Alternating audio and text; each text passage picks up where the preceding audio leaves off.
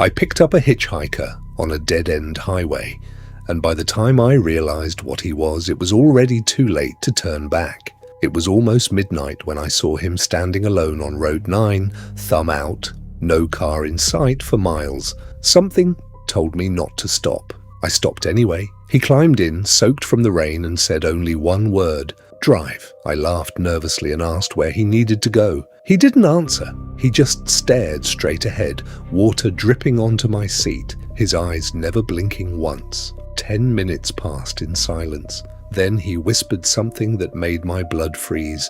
"You already know this road doesn't end where you think it does."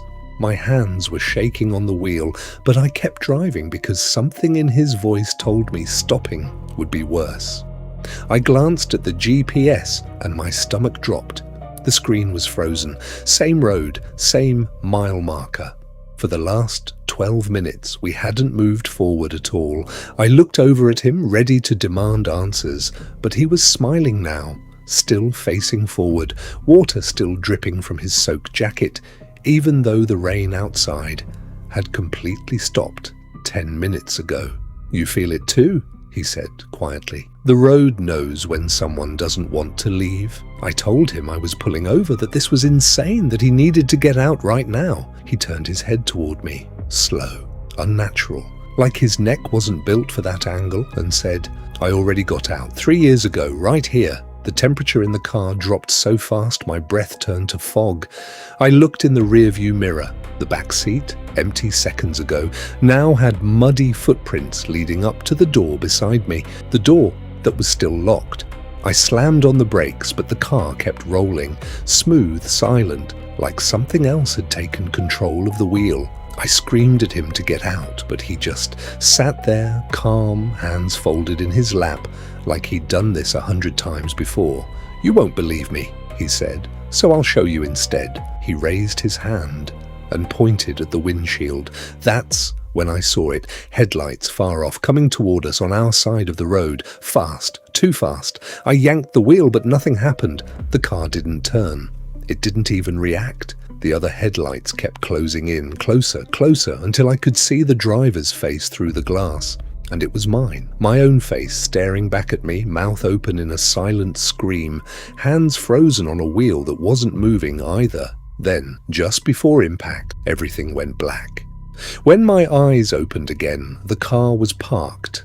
Engine off, radio playing a song I didn't recognize, static crackling underneath it like a whisper trying to break through.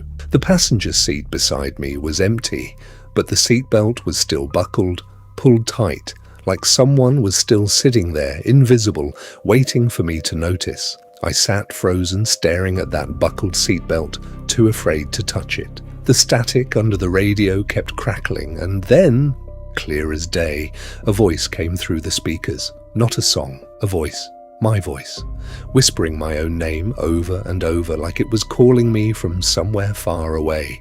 I reached for the radio to shut it off, but my hand passed straight through the dashboard, like it wasn't even solid anymore. That's when I noticed my reflection in the rearview mirror wasn't moving when I moved. It just stood there, staring, smiling with a mouth stretched too wide to be human. I turned around to check the back seat, empty, just like before. But when I turned back to the mirror, the reflection was gone, and in its place was the hitchhiker, sitting right behind me now, closer than he'd ever been. "You still don't understand," he said, his breath cold against my neck, even though he was 3 feet away. "This isn't your car. It never was. You died on this road 4 years ago, and every night since you've been picking up the next driver, thinking you're the one still alive." My whole body went numb.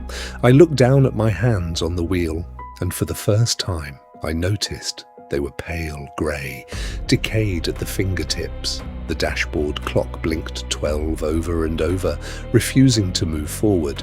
Outside the window, the fog began to clear, revealing something I hadn't noticed before. My own car, wrecked and rusted, sitting abandoned on the shoulder of the road, exactly where I'd apparently crashed it years ago. I couldn't breathe, I couldn't scream. I just sat there staring at my own wrecked car rusting on the shoulder of the road, and for the first time, everything made sense in the worst way possible. The hitchhiker leaned back in his seat, calm now, almost gentle, like he'd finally finished explaining something he'd repeated 1,000 times before. "Every night," he said, "someone stops for me. And every night, I remind them what they are. Most don't believe it until they see the car." I looked down at my hands again, grey, cracked, the skin peeling back at the knuckles like old paper. My wedding ring, the one I never took off, was gone. In its place was a thin white scar wrapped around my finger, exactly where the metal would have cut into bone on impact. I remembered it now, all of it. The rain, the curve in the road, the deer that ran out of nowhere, the wheel spinning out of my control, the scream that never made it out of my throat before the windshield became the last thing I ever saw. I had died right here, 4 years ago. And every night since, my mind had rebuilt this same drive, this same road, this same stranger climbing into a car that technically didn't exist anymore because I refused to accept that I wasn't the one still breathing. "Why me?" I whispered, my voice cracking, sounding less human with every word. "Why do you keep coming back to remind me?" The hitchhiker's expression softened just slightly, something almost like pity crossing his face. "Because someone has to," he said.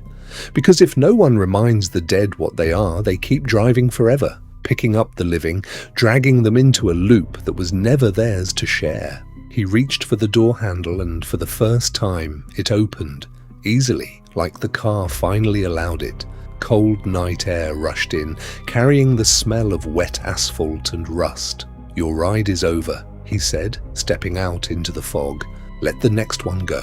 I watched him walk away, disappearing into the mist exactly where he'd first appeared, thumb no longer raised, no longer waiting for headlights that would never come again. The radio went silent, the static stopped, the clock on the dashboard finally moved past 12 o'clock, and everything around me, the fog, the wrecked car, the endless stretch of Route 9, dissolved into nothing. And somewhere, on a road you've never noticed before, another driver is slowing down right now, seeing someone standing alone in the rain, deciding whether or not to stop.